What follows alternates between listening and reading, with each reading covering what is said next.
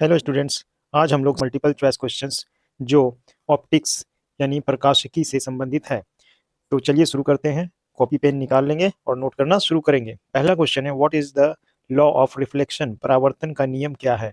तो आपको पता होगा कि परावर्तन का नियम क्या है। ये मान लिया कोई समतल सतह है, प्लेन सरफेस है, और इस पे ये 90 डिग्री का एंगल बनाया है। तो इस तरह से अगर कोई इंसिडेंट रे अगर आ रहा है तो ये कोण जो बन रहा है इंसिडेंट रे का अभिलंब के साथ, इसे अभिलंब कहते हैं, जो 90 डिग्री का कोण बनाता है। तो ये जो 90 डिग्री वाले अभिलंब के साथ में ये जो कोण बन रहा है आपतन कोण कहलाता है। ये इसे आई से लिखते हैं। और ये परावर्तन कोण होता है, ये जो बन रहा है कोण, ये परावर्तन कोण कहलाता है। और ये परावर्तित किरण है। तो और इसे आर से लिखते हैं। तो आई इक्वल्स टू क्या होता है? आर, यानी आपतन कोण और परावर्तन कोण दोनों क्या होता है? बराबर होता है। तो ऑप्शन ए इसका सही है। नेक्स्ट है, the image formed by a plane mirror is. तो प्लेन मिरर से बना हुआ इमेज कैसा होता है? तो प्लेन मिरर में हम देखते हैं अपना चेहरा, तो कैसा दिखता है? उल्टा या सीधा? सीधा दिखता है। तो जितना सीधा होता है सभी इमेज कैसे होते हैं? वो आभासी होते हैं, यानी काल्पनिक होते हैं, वर्चुअल होते हैं। तो वर्चुअल एंड अपराइट। तो इसका आंसर हो जाएगा बी। आंसर भी लिखा हुआ है, समझते हुए जाएंगे। The angle of incidence is 30 degree. What is the angle of reflection? Angle of incidence है 30 डिग्री। तो अभी जैसा कि हम लोगों ने बात किया कि एंगल ऑफ इंसिडेंस और एंगल ऑफ रिफ्लेक्शन दोनों बराबर होता है, तो ये भी कितना हो जाएगा? 30 डिग्री। नेक्स्ट है, a concave mirror is also called. अवतल दर्पण को किस नाम से भी जाना जाता है? तो इसका आंसर है अभिसारक दर्पण। अभिसारक यानी कन्वर्जिंग मिरर। ऐसा क्यों बोला जाता है ये समझ लेंगे। कन्वर्जिंग मिरर या कॉन्केव मिरर ऐसा होता है, ये जो इधर है इस तरह यहाँ पे सिल्वर्ड किया हुआ है, और ये वाला पोर्शन है, ये वाला जो पोर्शन है यहाँ पे दिखता है। इधर हम चेहरा या कोई भी इमेज देख सकते हैं इस पोर्शन में। तो जब इस तरह से प्रकाश किरण आती है तो क्या करता है? एक जगह अभिसरित कर देता है। इस तरह से अगर समांतर प्रकाश किरणें आती है तो फोकस पर सभी प्रकाश किरणों को अभिसरित करता है। तो इस तरह के मिरर, इसलिए इसे क्या कहते हैं? अभिसारी दर्पण या अभिसारक दर्पण। ठीक है। अभिसारक मतलब एक जगह जमा करना, कन्वर्ज करना, और इसका उल्टा होता है डाइवर्ज करना, फैलाना। नेक्स्ट है, in a concave mirror if the object is at focus the image will be. तो जब फोकस पर होता है कोई ऑब्जेक्ट तो उसका इमेज बनता है इन्फिनिटी पे यानी अनंत पर, और जब अनंत पर कोई वस्तु होता है तो उसका इमेज फोकस पे बनता है। तो इसका आंसर हो जाएगा अनंत पर। अगला क्वेश्चन है, द मिरर फॉर्मूला इज। तो मिरर फॉर्मूला क्या होता है? 1/v + 1/u = 1/f। तो ये है ए ऑप्शन। नेक्स्ट है, दर्पण सूत्र कहते हैं नेक्स्ट क्वेश्चन है, इन mirror formula f stands for. तो क्या होता है? ये फोकल लेंथ है ना, फोकस लंबाई। अगला सवाल है, फॉर अ कन्वेक्स मिरर यानी उत्तल दर्पण के लिए फोकल लंबाई या फोकल लेंथ क्या होता है? पॉजिटिव या नेगेटिव? तो इसका क्या होता है? फोकल कॉन्वेक्स के लिए यानी उत्तल दर्पण के लिए पॉजिटिव होता है। इसे सकारात्मक को काट के धनात्मक लिखेंगे, धनात्मक कर लेंगे। ठीक है, नेक्स्ट क्वेश्चन की ओर चलते हैं। यहाँ ध्यान रखेंगे, उत्तल दर्पण के लिए पॉजिटिव और अवतल दर्पण यानी कि कॉन्केव मिरर के लिए नेगेटिव होता है। नेक्स्ट है, the magnification produced by a concave mirror is negative. This means the image is real and inverted. जब भी मैग्निफिकेशन नेगेटिव होगा यानी आवर्धन, आवर्धन कैसा हो? ऋणात्मक, ऋणात्मक, नकारात्मक नहीं, इसे ऋणात्मक कर लेंगे। तो जब भी आवर्धन कैसा हो? नेगेटिव हो, यानी कि उल्टा इमेज बन रहा है। ठीक है, तो यहाँ तो ये हो जाएगा इन्वर्टेड होगा ही। एंड कैसा होगा? रियल होगा, क्योंकि जो उल्टा होता है वो कैसा होता है? वास्तविक होता है। उल्टा और वास्तविक, जितने भी इमेज, जितने भी प्रतिबिंब उल्टा होता है वो सभी वास्तविक होता है, और जितने भी सीधा इमेज है वो काल्पनिक होता है। तो इसका आंसर बी हो जाएगा। नेक्स्ट क्वेश्चन की ओर चलते हैं हम लोग। Question number 10, the image formed by a convex mirror is. Convex mirror से जो इमेज बनता है वो कैसा होता है? ऑलवेज वर्चुअल, है ना। कैसे याद रखेंगे? जो साइड मिरर के रूप में किसी भी गाड़ी में, किसी भी वाहन में जो साइड मिरर के रूप में इस्तेमाल किया जाता है, आप देखे होंगे उसमें छोटा दिखता है। कोई भी वस्तु का जो इमेज है वो छोटा दिखता है, और लेकिन हमेशा सीधा ही दिखता है। तो सीधा दिख रहा है, तो सीधा, जैसा कि अभी मैंने बताया कि जो सीधा बन दिख रहा है इमेज, वो कैसा होता है? वो काल्पनिक होता है। तो कैसा हो जाएगा हमेशा? अगला सवाल है, optical fibre works on the principle of. Optical fibre किस सिद्धांत पर कार्य करता है? तो ऑप्टिकल फाइबर एक बहुत पतला पाइप होता है जो अंदर सघन होता है, और उसके बाहरी आवरण जो कैसा होता है? वो विरल होता है, इस तरह से। तो अंदर में क्या होता है? जो लाइट होता है वो बार बार परावर्तन होता है, यानी टोटल इंटरनल रिफ्लेक्शन होता है उसका, जिसके कारण इसमें लॉस बहुत नहीं के बराबर होता है। तो इसका आंसर हो जाएगा टोटल इंटरनल रिफ्लेक्शन। ठीक है, नेक्स्ट क्वेश्चन की ओर चलते हैं। Optical fibre light is transmitted as total internal reflection waves. यही हो जाएगा इसका आंसर। नेक्स्ट है the angle of incidence for total internal reflection must be, क्या होगा, greater than the critical angle. अभी मैंने बताया कि दो शर्त हैं TIR यानी टोटल इंटरनल रिफ्लेक्शन के लिए, दो शर्त है। पहला क्या है, सघन माध्यम से विरल माध्यम की ओर जाना चाहिए प्रकाश किरण को। दूसरा क्या है, एंगल ऑफ इंसिडेंस का मान क्रिटिकल एंगल से ज्यादा होना चाहिए, तो आंसर बी हो जाएगा इसका। नेक्स्ट है what happens when the angle of incidence is greater than the critical angle. जब एंगल ऑफ इंसिडेंस यानी कि आपतन कोण का मान क्रिटिकल एंगल से ज्यादा होता है तो क्या होता है, तो टोटल इंटरनल रिफ्लेक्शन होता है, तो डी हो जाएगा इसका आंसर। नेक्स्ट है in which of the following total internal reflection is used, निम्नलिखित में से किसमें कुल आंतरिक परावर्तन या पूर्ण आंतरिक परावर्तन भी कहते हैं इसे, बुक में पूर्ण आंतरिक परावर्तन है या कुल आंतरिक परावर्तन भी कह सकते हैं, का उपयोग कहाँ किया जाता है, तो ये सभी में उपयोग किया जाता है, पेरिस्कोप, टेलीस्कोप, ऑप्टिकल फाइबर या फाइबर ऑप्टिक्स में, तो क्या हो जाएगा इसका आंसर, सभी में। नेक्स्ट क्वेश्चन है an optical fibre has a core with a high refractive index than its cladding. Optical fibre का कोर उसकी क्लैडिंग से अधिक अपवर्तनांक रखता है, इससे क्या सुनिश्चित होता है, दिस इंश्योर्स, क्या इंश्योर करता है ये, यह टोटल इंटरनल रिफ्लेक्शन को इंश्योर करता है। जैसा कि अभी मैंने फिगर बना के दिखाया था कि ऑप्टिकल फाइबर में दो लेयर इस तरह से होते हैं, एक अंदर वाला जो पार्ट होता है, ये वाला पार्ट, ये ज़्यादा सघन होता है, और ये वाला पार्ट जो होता है ये क्या होता है, ये विरल होता है इसके कंपैरिजन में, ठीक है। तो यहाँ पे क्या होता है, सघन माध्यम से विरल माध्यम की ओर जब अग्रसरित होता है प्रकाश किरण, इसे दूसरे कलर से हम दिखा रहे हैं, जब सघन माध्यम से विरल माध्यम की ओर अग्रसरित होता है प्रकाश किरण, ये ग्रीन कलर से जो मैं दिखा रहा हूँ ये लाइट रे है, एक्चुअली लेजर लाइट का उपयोग किया जाता है। तो सघन माध्यम से विरल माध्यम की ओर अग्रसरित जब होता है और क्रिटिकल एंगल से ज्यादा आपतन कोण का मान होता है तो TIR होता है, और TIR यानी टोटल इंटरनल रिफ्लेक्शन जब होगा तो ये क्या होगा, इसमें बार बार परावर्तित होगा और इस तरह से यह बहुत दूर तक आराम से जा सकता है बिना लॉस का। तो अंदर वाला जो पार्ट है उसको हाई रिफ्रैक्टिव इंडेक्स, और जो बाहर वाला पार्ट है ये वाला पार्ट उसको लो रिफ्रैक्टिव इंडेक्स का बनाया जाता है, इससे टोटल इंटरनल रिफ्लेक्शन हो सकता है, ठीक है। नेक्स्ट क्वेश्चन की ओर चलते हैं अब हम। In fibre optics light travels through the core by TIR total internal reflection, optical fibre में प्रकाश कोर के माध्यम से यात्रा करता है, कैसा, तो टोटल इंटरनल रिफ्लेक्शन से करता है। What is the refractive index of glass, तो ग्लास का जनरली 1.5 होता है, ठीक है। नेक्स्ट क्वेश्चन की ओर चलते हैं। When the object is at infinity, जब ऑब्जेक्ट कहाँ पर है, वस्तु कहाँ पर है, अनंत पर होती है। The image formed by a concave mirror is, जब अनंत पे होती है तो कहाँ बनता है, फोकस पे बनता है, तो कैसा होगा, फोकस पे बनेगा, और वो कैसा होगा, रियल होगा, ठीक है, क्योंकि उल्टा इमेज बनेगा। नेक्स्ट है the focal length of a convex mirror is always, focal length convex mirror का क्या होता है, पॉजिटिव होता है, ये पहले भी क्वेश्चन था। नेक्स्ट है if the object is placed at the focus of a concave mirror the image will be formed at, यदि वस्तु अवतल दर्पण के, यहाँ इसको फोकस कर देंगे, फोकल फोकस पर रखी जाती है तो प्रतिबिंब कहाँ बनेगा, तो प्रतिबिंब जो है सो इन्फिनिटी पे बनेगा, अनंत पर बनेगा, ठीक है। जैसा कि मैंने पहले कहा था कि अनंत पे वस्तु अगर होती है तो फोकस पे बनता है, और जब फोकस पे होता है तो अनंत पे बनता है, इसे याद रखेंगे। नेक्स्ट क्वेश्चन की ओर चलते हैं हम लोग। अगला सवाल है विच of the following is the correct formula for magnification of mirror, निम्नलिखित में से कौन सा सूत्र दर्पण द्वारा आवर्धन के लिए सही है, तो आवर्धन क्या होता है, मैग्निफिकेशन यानी कितना ज्यादा बड़ा बना रहा है ना, कितना बड़ा प्रतिबिंब बना रहा है उसके रियल साइज से, तो इसका होता है प्रतिबिंब की ऊंचाई डिवाइडेड बाय बिंब की ऊंचाई, है ना, height of the image divided by height of the object, तो इमेज के हाइट को जनरली H डैश से लिखते हैं, H डैश बाई H, तो ये हो जाएगा आंसर सी। नेक्स्ट क्वेश्चन की ओर चलते हैं हम लोग। The distance between the mirror and the image is called, mirror और इमेज के बीच का जो डिस्टेंस होता है वो क्या कहलाता है, इमेज डिस्टेंस, है ना, जिसे V स्मॉल v से लिखते हैं, तो ये हो जाएगा प्रतिबिंब की दूरी। नेक्स्ट है रिफ्रैक्शन ऑफ लाइट से संबंधित है। The bending of light when it passes from one medium to another is called, जब मीडियम चेंज हो रहा है यानी माध्यम जब बदलता है और प्रकाश किरण मुड़ता है तो इस घटना को क्या कहते हैं, रिफ्रैक्शन, क्या कहते हैं, रिफ्रैक्शन यानी अपवर्तन, प्रकाश का अपवर्तन कहते हैं। नेक्स्ट है if the refractive index of water is 1.33 the speed of light in water is, तो इसका क्या होगा, यहाँ पे न्यूमेरिकल वैल्यू नहीं फाइंड करना है, सिर्फ बताना है क्या है, लेस देन एयर, चूंकि एयर होता है या वैक्यूम होता है उसमें स्पीड ऑफ लाइट सबसे ज्यादा होता है, उसके अलावा किसी भी माध्यम में कम ही होगा, तो ऐसे ही बता सकते हैं बिना कैलकुलेट किए कि लेस देन एयर होगा। नेक्स्ट है the refractive index of water with respect to air is, तो इसमें जो है सो 1.33 जनरली होता है।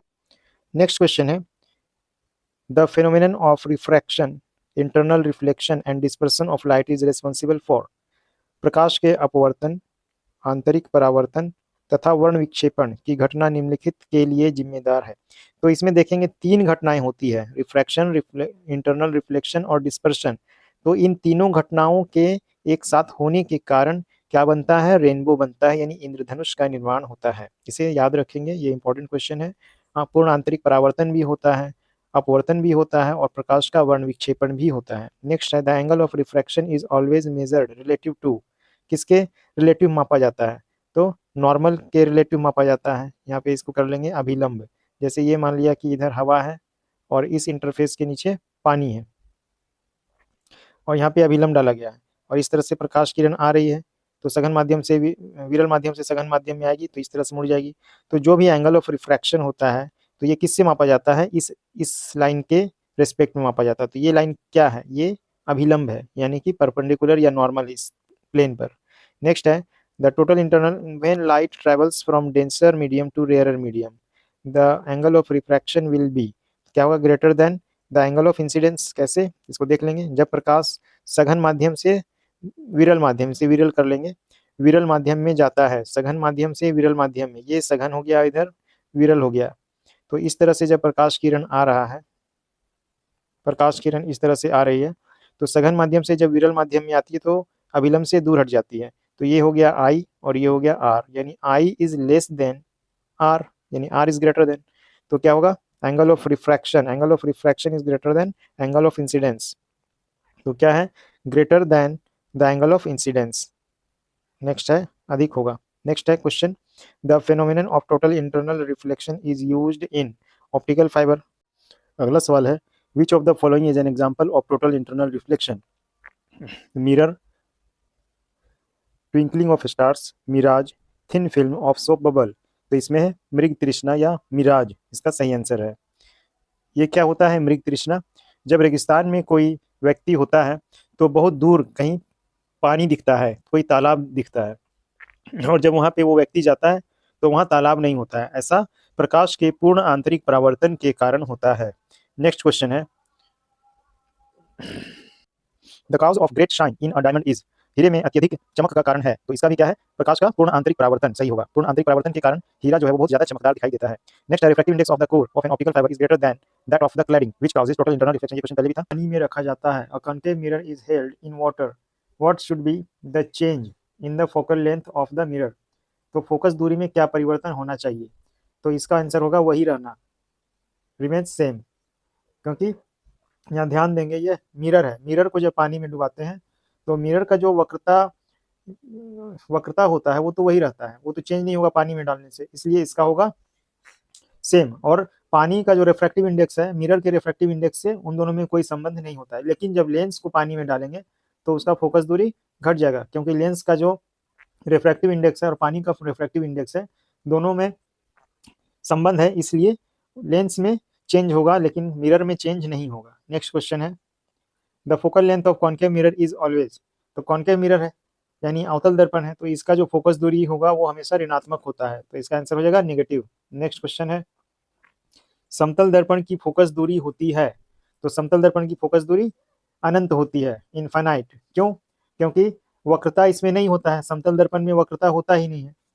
और जब वक्रता नहीं होता है, समतल दर्पण में वक्रता नहीं होता है, और जब वक्रता नहीं होता है तो इसका फोकस दूरी कहाँ होगा, अनंत पे। अगर वक्र होता है तो इसका मान लीजिए ये वक्र है, वक्र सरफेस का कहीं ना कहीं तो सेंटर होगा, लेकिन ये वक्रता अगर इधर होने लगे, सीधा हो जाए इस तरह से, तो इसका जो सेंटर है वो बहुत दूर चला जाएगा अनंत पे, तो इसलिए इसका आंसर हो जाएगा इनफाइनाइट। नेक्स्ट है किसी माध्यम का अपवर्तनांक निर्भर करता है, तो माध्यम का जो अपवर्तनांक है वो इन सभी पर निर्भर करता है, प्रकाश का तरंगदैर्ध्य, तापमान और नेचर ऑफ द मीडियम, तो इसका आंसर है उपरोक्त सभी। If the object is placed at a distance of 2f in front of a concave mirror, एक concave mirror से 2f की दूरी पे रखा गया है किसी ऑब्जेक्ट को, यानी कि 2f का कहने का मतलब हो गया वक्रता केंद्र पर, सेंटर ऑफ कर्वेचर पर, the image formed will be, तो वो कैसा होता है? ये होता है रियल, इन्वर्टेड और सेम साइज का, option A.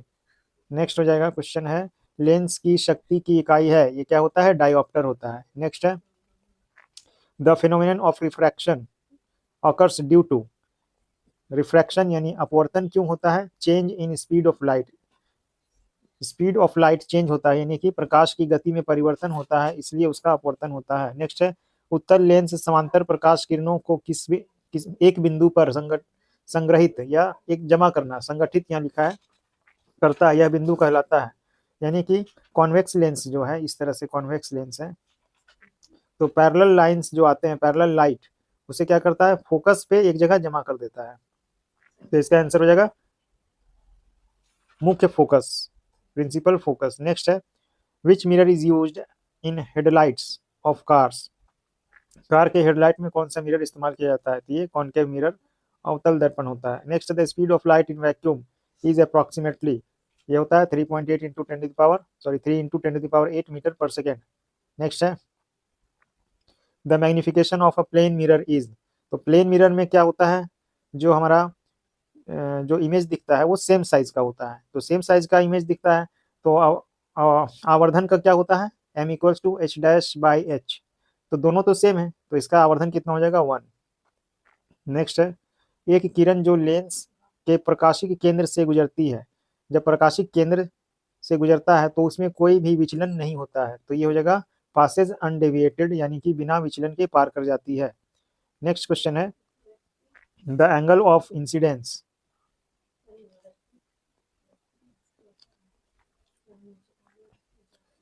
the angle of incidence for which the angle of refraction is 90 degree is called, तो ये क्या कहलाता है? क्रांतिक कोण, माने वह आपतन कोण जिसके लिए अपवर्तन कोण का मान 90 डिग्री होता है, इस पे पहले भी मैंने चर्चा किया था, तो इसका होता है क्रिटिकल एंगल। सवाल है the power of a lens is -2d, then it is, lens की शक्ति -2d है, तो यह है कौन सा लेंस है? तो माइनस है, तो माइनस किसका होता है? अवतल लेंस का होता है। नेक्स्ट क्वेश्चन है अपवर्तन में प्रकाश की आवृत्ति बढ़ती है, घटती है, अपरिवर्तित रहती है या माध्यम पर निर्भर नहीं करता है? तो इसका आंसर हो जाएगा अपरिवर्तित रहती है। प्रकाश जब भी एक माध्यम से दूसरे माध्यम में जाता है तो अपवर्तन होता है और उसका वेग, तरंगदैर्ध्य और अन्य सभी चीजें बदल जाती है, लेकिन आवृत्ति सिर्फ जो होता है ये नहीं बदलती है, इसे याद रखेंगे, आवृत्ति नहीं बदलती है प्रकाश के अपवर्तन में। नेक्स्ट है एक लेंस की फोकस दूरी 50 सेंटीमीटर है, the focal length of a lens is 50 centimetre, it's power is, तो पावर इक्वल्स टू क्या होता है?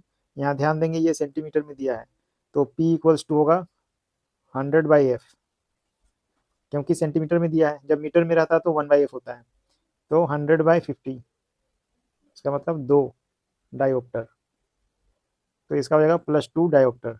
नेक्स्ट क्वेश्चन है तारों का टिमटिमाना, the phenomenon responsible for the twinkling of stars is, तो ये हो जाएगा अपवर्तन, प्रकाश के अपवर्तन के कारण ऐसा दिखाई देता है। विच of the following is an example of optical fibre, तो इसका हो जाएगा transmission of data in communication, medical endoscopy, internet connections, तो ये हो जाएगा ऑल ऑफ द अबव, उपरोक्त सभी में ऑप्टिकल फाइबर का उपयोग किया जाता है।